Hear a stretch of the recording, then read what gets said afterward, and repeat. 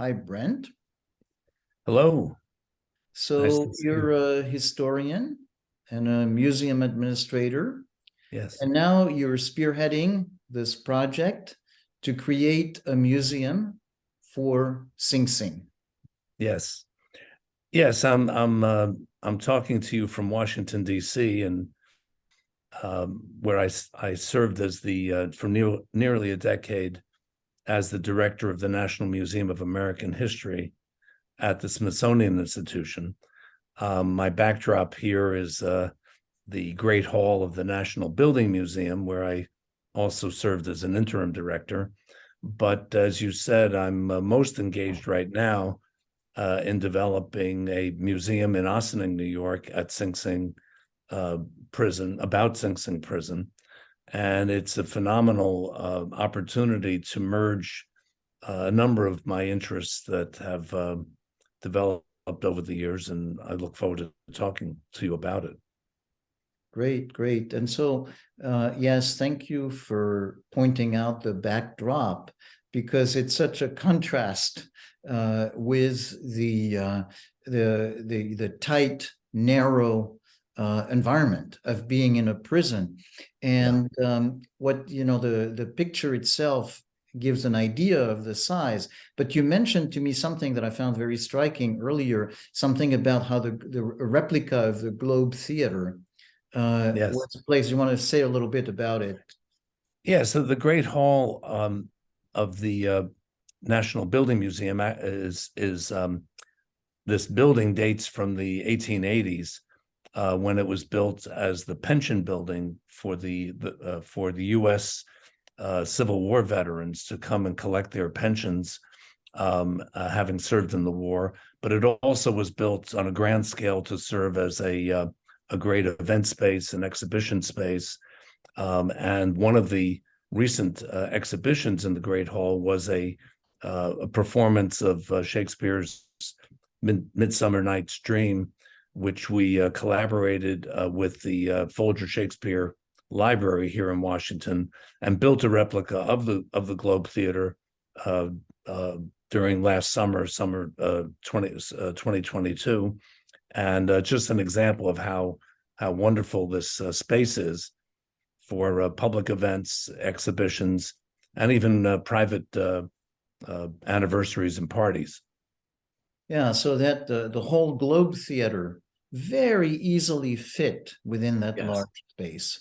And Yes. so in my mind, it functions as a metaphor for us speaking from the outside and having space and talking about the experience of people inside and having no space. Right. Uh, and so maybe just maybe that could segue Yeah. into what is the role of a museum in bringing the experience of that kind of no space to people who have space. Yeah. No, it's a great question, and I think what intrigues me about the Sing Sing Prison Museum is that it can generate thoughtful conversation about uh, fundamental questions about justice and about freedom and liberty and what is a just society. And I think um, because of Sing Sing's iconic uh, reputation as one of the oldest and most impactful and influential places of incarceration in the world, this is a good opportunity to use the history of Sing Sing and its physical development as a resource to understand our own times. Yeah. Um, so the question of physical space is very interesting to me, and how the architecture of confinement plays a very big role in the development of carceral institutions in this country and around the rest of the world. And Sing Sing's the one of the singular developments at Sing Sing, and it started in Auburn, New York, which is another New York State prison near Syracuse, but it was developed on a larger scale, and that is the concept of cellular confinement. Individual cells, very small, 3 feet and 3 inches wide, 7 feet long, 6.5 feet high.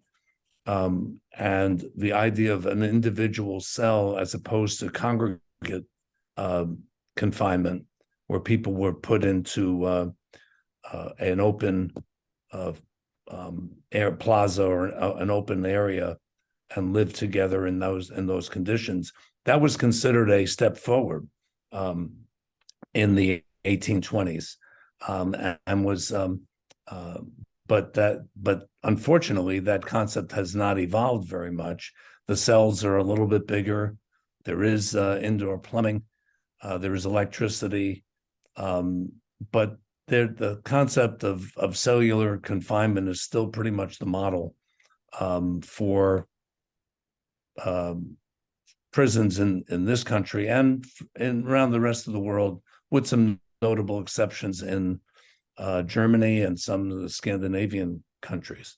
And so the word cell, of course, is also what we use to describe the experience of monks. There is a difference between, the chosen vocation of being a monk and being a prisoner. Yes. Yeah, that's a great point. And I think the idea of the voluntary versus the involuntary is a fundamental question. But the impact can be studied. The impact of living in solitude or in silence, that was part of what was called the Auburn system. So not only were the men incarcerated in individual cells, but they were required to be silent, both in their cells and when they were out working in various occupations around the prison, which included breaking up rock in nearby quarries, producing small items like hats and belts and shoes. Eventually, they even had a cast iron stove production facility at the prison in the late 19th century. And so the idea of using the prison as an economic production facility was very much motivating at least in New York State, and I'm sure in other states, motivated the creation of the prison and its and sustaining it. They imagined that the prisons would be self-supporting, that they would have very, very low cost labor, and would compete successfully to produce enough goods that would be sold and would serve to support the operations of the prison. By the late 1880s and 1890s, however, labor unions and other manufacturers began to object about the unfair competition from the cheap labor of a prison. And so New York State and many other states began to pass laws that prohibited the sale of products made in the prison, except for what was called state use. So only state agencies in New York State could after around the 1895 and 96, only state agencies could produce could purchase products made in state prisons. Coincidentally, the automobile began to become more popular by the early 20th century, and were being mass produced by Henry Ford and others. And these vehicles needed license plates, and the manufacture of license plates became associated with prisons, not so much Sing Sing, but in Auburn and other state prisons. But Sing Sing, we've acquired some really interesting catalogs that the state of New York produced in the early 20th century advertising some of the products made in New York prisons, furniture and clothing and quite a wide variety, but it was only for state use. Mm-hmm. Yeah, yeah, yeah. So in a sense, then there was an economic role in the prison as part of Yes. paying for themselves. Yeah. What you said earlier about the role of a museum is to use the past to have questions about the present. And the Yes. questions we can have, and you mentioned something about what is justice and what is, how does incarceration function within it? And it's obviously one area that is very complex and no simple answer can be found in one direction or another. So, obviously, we're not going to try and look for answers today, but do you want to give a little bit of a tour of the kinds of questions that this raises? Yeah. Well, one of the questions, I mean, I mentioned architecture because that's just something I'm very interested in. How does the built environment shape our perception of society and of ourselves? And I think that's very dramatically illustrated at a place like Sing Sing. Another issue that I think is quite interesting is the matter of reform in at Sing Sing and other prisons. And we like to think of our time as the only time when we've been debating about criminal justice reform and rehabilitation. But in fact, that story has its origins very early in the history of prisons in the U.S. And there have been some very influential thinkers about why rehabilitation should be a goal of prisons rather than simply punishment or revenge or deterrence. And one of those thinkers was a man named Thomas Mott Osborne, who was from Auburn, New York, very prominent industrial family. Eventually, their business became known as International Harvester. So they were producers of major agricultural implements, or their business was purchased by International Harvester. But he was in that progressive period of the early 20th century. He was a good friend of Franklin Roosevelt's, very connected to the political hierarchy in New York State, and served as mayor of Auburn for a brief time, but then became interested in prison reform. And he came to Sing Sing without any prior experience as a warden, but was appointed a warden of Sing Sing, and created something called the Mutual Welfare League, which was a form of self-government in which the men who were incarcerated there had responsibility for the day-to-day discipline and operations within the prison. And they had their own constitution, their own currency, and their own ball teams and band and recreational associations. They put on an annual performance review for entertainment, and it was a transformational concept in terms of the morale, the improved morale at the prison. However, it was so radical that a number of prisoners and a number of people in Albany were critical of Osborne, and they brought up charges against him of improper behavior, and they tried to get him removed as warden. And he did leave for a short period of time, and then he came back. And the story the story about his return to Sing Sing is quite an amazing story. The prisoners held a parade and celebrated his return. It's hard to fathom a warden being that popular, but he only lasted another 6 months. So in total, from 1914 to 1916, he was only the warden at Sing Sing for a brief, maybe 16 months total, but his impact was enormous. And there's an association in New York now called the Osborne Association that's named for him, and that carries on a lot of his work inside the prison, especially in the area of counseling, of parenting for the men who are incarcerated. They have a very active parenting program that's run by the Osborne Association. Mm-hmm. And so there is some of it that continues to this day.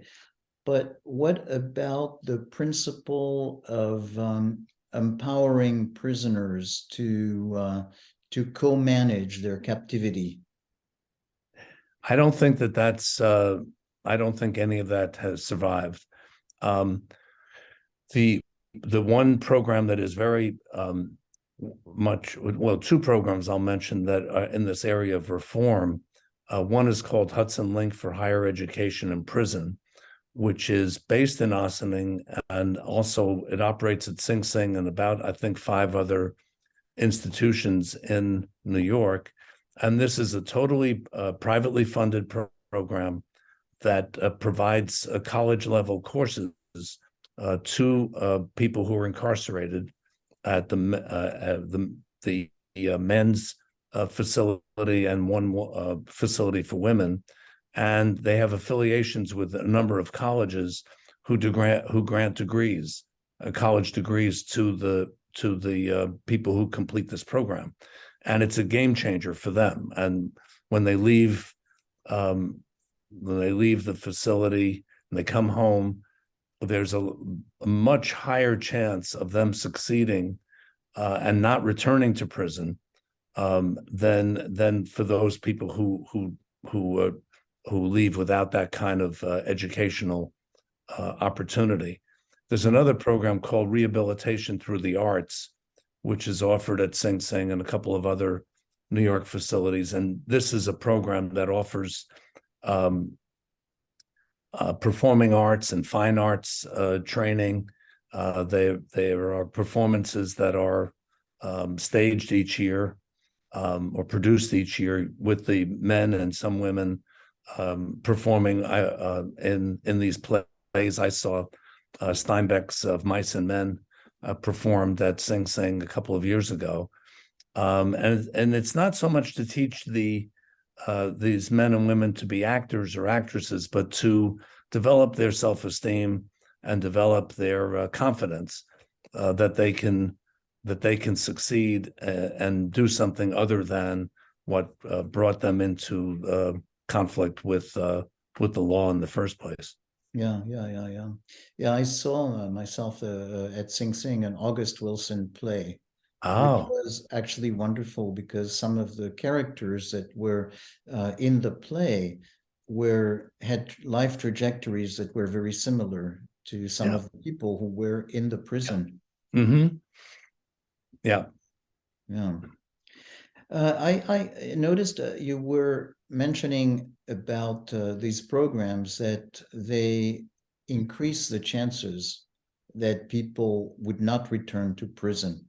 And so it feels like a very fitting language to think of it in terms of chances, in terms of percentages, as opposed to an all or nothing thing that everybody can be rehabilitated no matter what, or that everybody basically should be thrown away from society. So it seems like the language of statistics includes a more nuanced view about what justice is and what the role of incarceration would be, that it's not just one thing.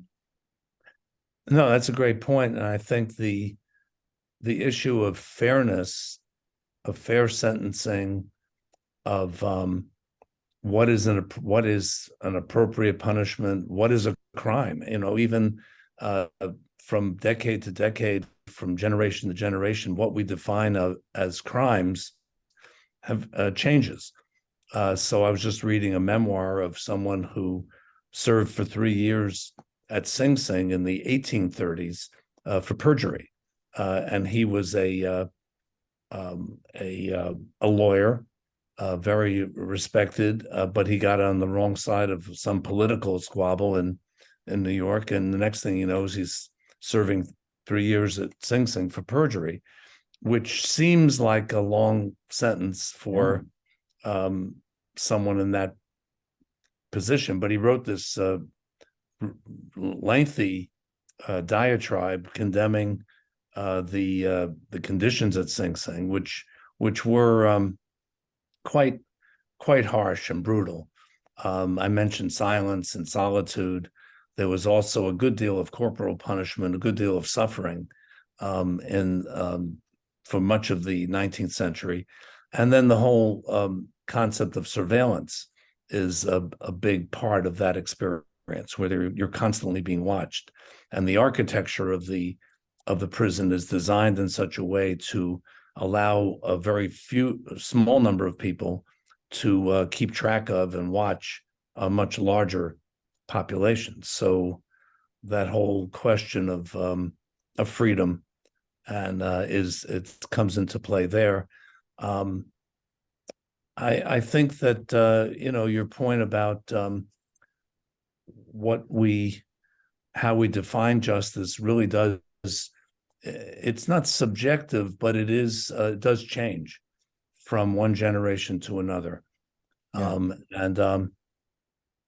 I was just listening to something just before our conversation on NPR about capital punishment, about individuals who are involved in the execution process and the impact it has on them to have to either flip the switch or do something, participate in executing another human being.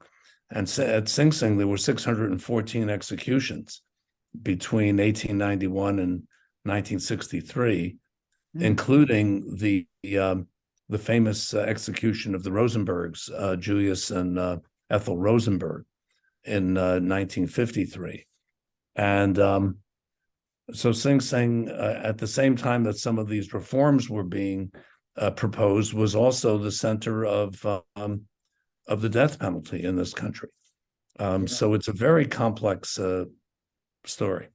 Yeah, including how being a guard, being part of the guard population shapes the guards. Yeah. Definitely. Yeah. Definitely. So as we're coming to an end, maybe is there something that you would want to say to close this conversation? Yeah.